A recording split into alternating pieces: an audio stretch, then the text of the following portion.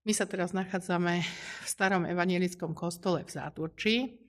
Keďže je to evanjelický kostol, nie katolícky, tak je to takéto jednoduché. Vidíme takýto jednoduchý oltár s kresbou, krížom. Tu vlastne nado mnou je taká jednoduchá kazateľnica. Takto vypadá celý ten kostol. Hore môžeme vidieť orgán. No ale my sme tu neprišli len tak, ale prišli sme sa na niečo pozrieť, aby sme si už mohli ukončiť ten kaštiel v Záturčí. Pretože ten, ako sme si povedali, už v tých predchádzajúcich videách bol kedysi kostol a keď zakázali v ňom už ďalej slúžiť omše, tak potom postavili až tento kostol. A tu práve sa nachádza ten základný kameň z roku 1640, čo je vlastne aj základný kameň kaštieľa. A ten si my teraz ideme ukázať, a kvôli nemu sme aj tu prišli. A ten vyzerá takto. Takže tu sa naň pozrime. Tu máme k nemu aj takúto krásnu na čiernom mramore pamätnú tabuľku. Zvon sa bohužiaľ nezachoval. Zvon vidíme tu už iba na fotografii, ale tento kameň je vlastne originál. Takže toto je to posledné video k tomu záturčianskému kaštieľu a vlastne tento kameň je v podstate jeho taký základový a už potom tie ďalšie prestavby, ktoré sa realizovali, tak to už bolo všetko neskôr.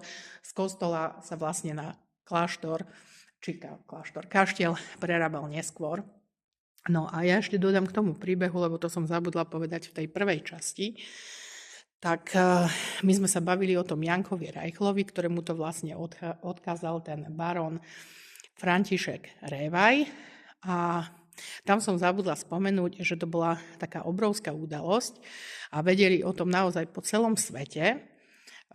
Proste šľachtici veľmi zle znášajú a ešte zvlášť, keď sa jednalo, ako sme si už povedali, o takú veľmi bohatú rodinu, tak oni strašne zle znášajú to, keď sa rodinné majetky dajú niekomu inému. Však vieme, že aj tie svadby častokrát bývali medzi bratrancami, sesternicami a to práve z tohto dôvodu, aby tie majetky teda ostávali v rodine.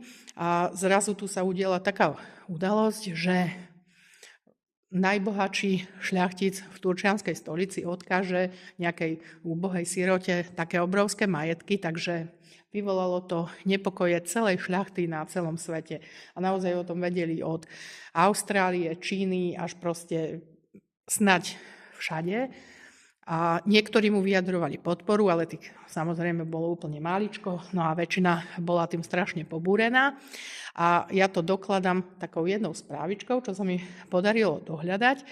Tak v Číne bol taký Európan, ktorý už dlhé roky žil v Číne a on sa o tom dozvedel a strašne tomu Jankovi chcel ukázať takú podporu, že aby vyhral ten súd proti tej sestre toho baróna a že mu drží palce. A poslal z Číny list, kde napísal iba Reichel Európa. A to bolo všetko. Proste žiadna adresa, žiadny štát, nič. A ten list si našiel za pár týždňov adresáta. Čiže proste tam naozaj vidíte, že ten príbeh bol tak celosvetovo známy, že tí ľudia na tých poštách okamžite vedeli, kto je adresát, že nebolo treba písať ani štát, ani dokonca krstné meno.